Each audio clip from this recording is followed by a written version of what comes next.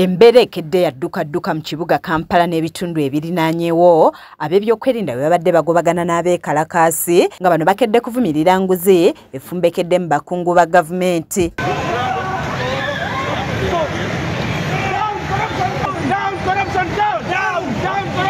Enteekateeka eno bazze bagirangirira okuyita ku mikutu emigattabantu egy'enjawulo wabula ng'olunaku olw'eggulo poliisi yavuddeyo ng'eyita mu mwogezi waayo Kituuma Rusoke n'ebalabula nti tewali gwe bagenda kuttira ku liiso singa neetantala okudda ku nguudo y'egugunge.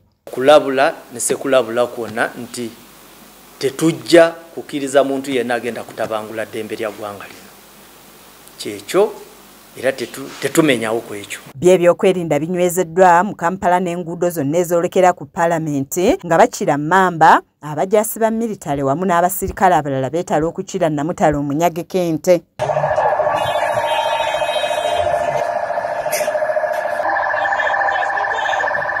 Waliwo abeekalakaasa abalumbye abasirikale b'oku nguudo ne batuula mu maaso gaabwe wakati mu kuwera nti Sipiika wa Paalamenti Nalonganta Aneta Among alina okulekulira ku baasusse obulyake nga babadde bakyali awo ne zireeta poliisi era bonna n'ebakwata.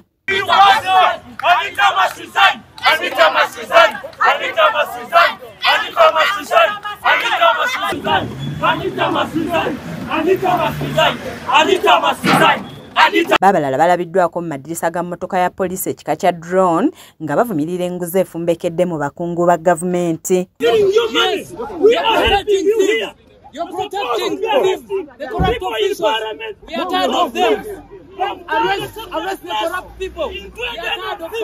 Mu balala abakwatiddwa ye munnamateeka era omulwanirizi w'eddembe Eriya Nuwenuwe ng'ono naye y'omu ku beetabye mu kwekalakaasa kuno.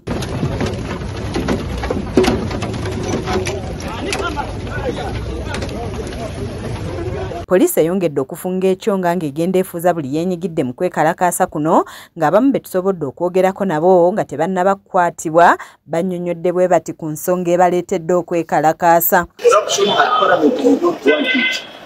Corruption at Parliament is at high peak. We do have schools which cannot have sanitary pads. Our girls miss school because they cannot afford sanitary pads. While Matthias Mpuga stole 500 million, which can actually be good budget for over 680,000 kids. Gye biggweredde nga abawerako bakwatiddwa kyokka bakira bano bagenda bawoza kimu nti bakooye abakungu abalyake abasusse okunyuunyuuta eggwanga lino.